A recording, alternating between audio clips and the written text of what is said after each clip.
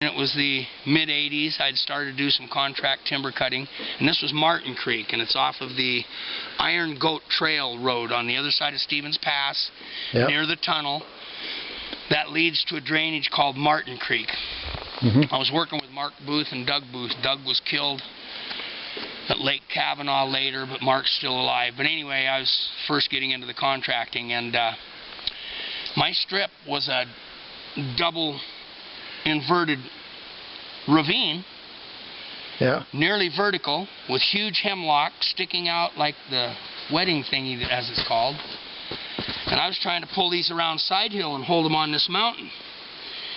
And about 2/3 way up, there was this little basin like a sink, and that water was so cold it would make my teeth hurt. And so I cut both sides of that strip and worked my way up there. And they were eager to log, so they started pulling the hay wire down through my logs to pull up the skyline to log it.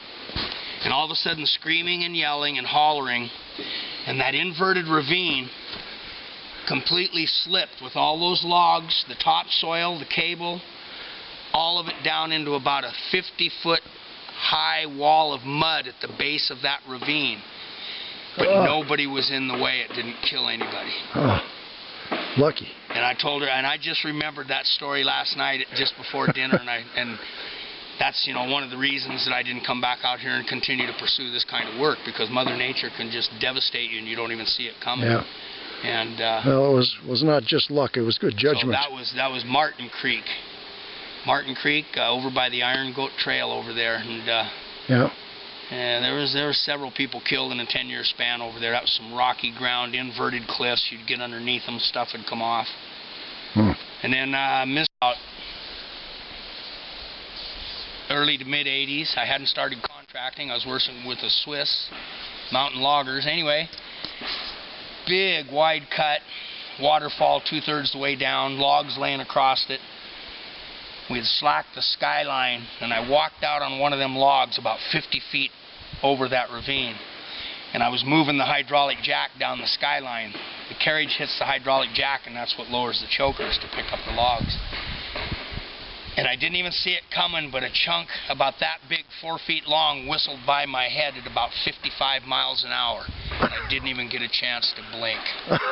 It would have exploded me worse than any bomb, or similar to any bomb. Mother Nature can just devastate a man, rip him apart into shreds instantly. And so I'm pretty fortunate I got through what I got through.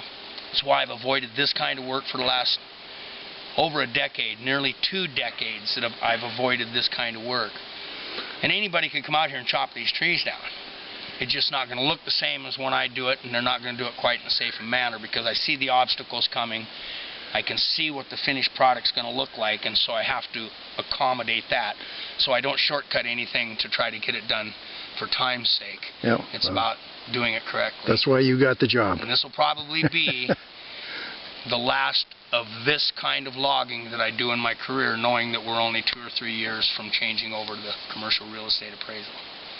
So this will be the last logging job I do in the career of Robert Ferrel. Okay. Well, we'll document it as you go.